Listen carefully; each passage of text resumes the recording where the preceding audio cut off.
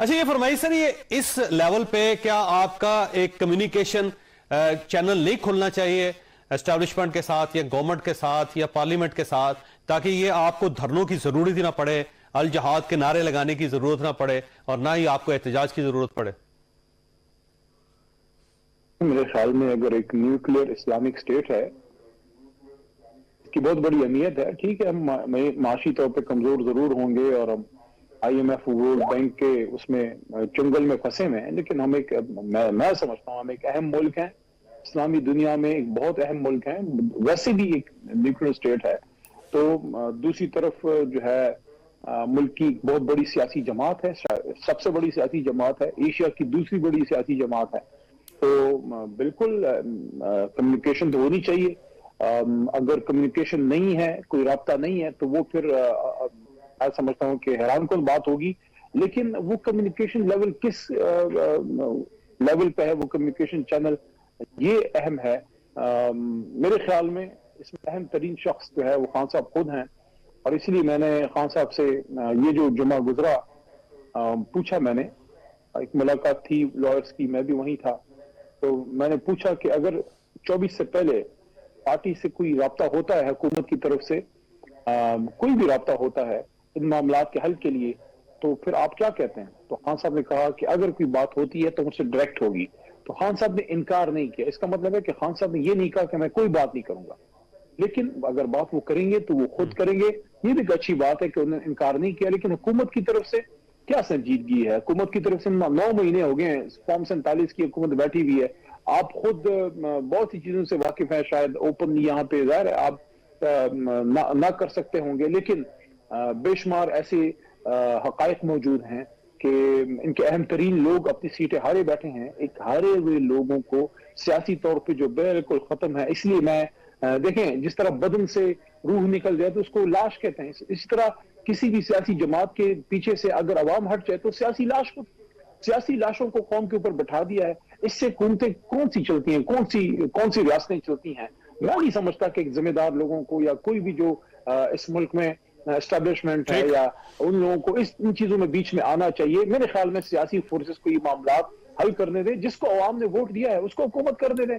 अली साहब, आपका बहुत बहुत शुक्रिया। सर फरमाइएगा कि पहली मर्तबा पाकिस्तान तहरीक इंसाफ ने अल जहाद के नारे लगाए हैं, तो ये एक बड़ा सवाल पैदा हो गया है कि जहाद आप किसके खिलाफ कर रहे हैं और इसका मकसद क्या है? बहुत शुक्रिया जोई साहब। बिस्मिल्लाह रहमान रहीम, अल्लाहुम्मा सल्ली अला मुहम्मद व अला आलिहि व अस्हाबिहि वसल्लम। बाकी तो अगर कोई पूछे तो पूछे, आपको तो नहीं जोई साहब पूछना चाहिए। जहाद का मतलब कोई क़िताल तो नहीं है, क़िताल फी सबीलिल्लाह। सिर्फ जहाद की तो बेशुमार किस्में हैं। जहाद बिल लिसान है जो आप करते हैं, यानी जबान से। जहाद बिल कलम है, जो कलम से है, वो भी आप करते हैं, हम भी करते हैं। जहाद बिल जान है, यानी कि आप अपने नफ्स पे आप उसको नफ्सानी ख्वाहिशों से, गलत चीजों से रोकते हैं। जहाद बिल माल है, जो पैसा आप दीन की मुल्क की राह में लगाते हैं। तो जहाद का मतलब है जोहद, कोशिश। तो अगर वहां नौजवानों ने नारा लगाया है तो कोशिश, इसका मतलब है कि हमें कोशिश करनी है कि अपना ये तरीक हम कामयाब करें, खान साहब को रिहा करें एक पुरअमन तरीके से, और उसके साथ लेकिन ये तो जहाद बिल धरना हो गया ना जी, क्योंकि ये आप एहतजाज की कॉल के लिए एक आपका इजलास हो रहा था जो आपने कॉल दी 24 नवंबर की, और उसके अंदर नारे लगे हैं। ये नॉर्मल हालात के नारे नहीं है सर? नहीं, पुरअमन हमारी तहरीक है और हमेशा पुरअमन ही रही है। और आज से नहीं, 10 साल से हम, बल्कि 11 साल हो गए, 11 साल से हम एहतजाजी तहरीकों का हिस्सा हैं। हुकूमत में भी जब थे 3.5 साल, उससे पहले और उसके बाद हम एहतजाज में ही हैं।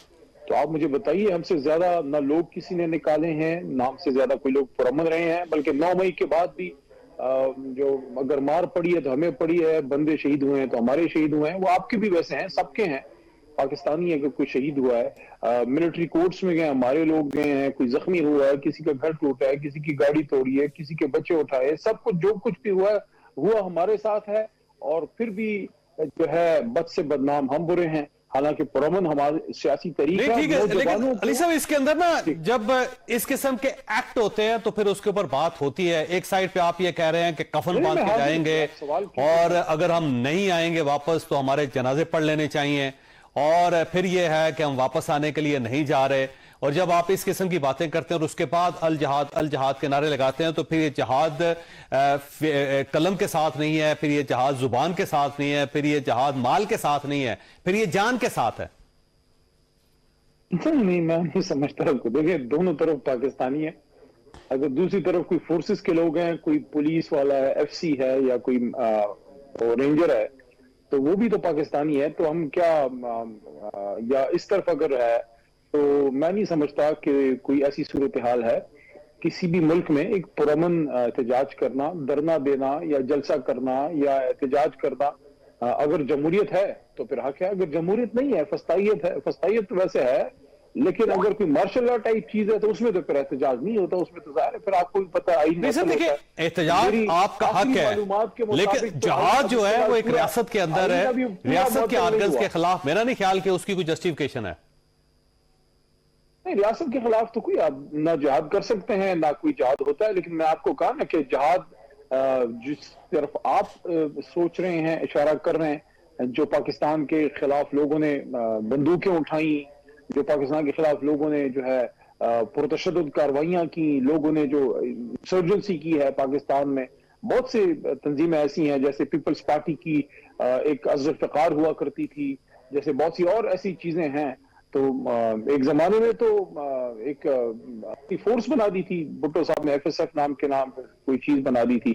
تو ایسی چیزیں ریاست کے خلاف نہیں ہونی چاہیے. تحریک انصاف تو پرامن سیاسی جماعت ہے, اور ہم نے ثابت کیا ہے سب سے زیادہ ایجوکیٹڈ لوگ, سب سے زیادہ انلائٹنڈ لوگ, سب سے زیادہ میڈیا سوائے لوگ میڈیا پہ موجود ہیں, الیکٹرانک میڈیا پہ موجود ہیں, پڑھے لکھے لوگ ہیں, کالج یونیورسٹی میں پڑھنے والے لوگ ہیں. وہ اپنے ملک سے پیار کرتے ہیں, اپنے ملک کے اداروں سے پیار کرتے ہیں. اور اس جہاز سے ڈرنا نہیں چاہیے, نہ ریاست کو, نہ گورنمنٹ کو, نہ اسٹیبلشمنٹ کو, نہ سسٹم کو. آپ صرف ایک پرامن احتجاج کرنا چاہتے ہیں جس کے اندر جہاز کے ایلیمنٹ نہیں ہے, اور ساتھ ہی آپ کوئی کفن باندھ کے نہیں آ رہے, اور آپ یہ بھی نہیں کہہ رہے کہ اگر ہم نہیں آئیں گے تو ہمارے جنازے پڑھ لیں. نہیں, وہ ایسی آپ جس طرف آپ اشارہ کر رہے ہیں میں سمجھ رہا ہوں. علی امین خان کی ایک بات کی طرف آپ اشارہ کر رہے ہیں, وہ استعارہ ہے کہ ہم اپنی آخری کوشش کریں گے, ہم کمٹمنٹ کا اظہار ہے جس طرح ہمارے اس میں ہوتا ہے. باقی نہ جنازوں کی انشاءاللہ کوئی نوبت آئے گی, نہ کفن دفن کی کوئی نوبت آئے گی. اور جب جہاد ہم کریں گے تو پھر ہم سب خود ریاست کی حکم سے کریں گے, اور جہاد ہم کریں گے انشاءاللہ ہندوستان کے خلاف کریں گے, اسرائیل کے خلاف کریں گے. اس میں آپ اور ہم سب اکٹھے ہوں گے انشاءاللہ.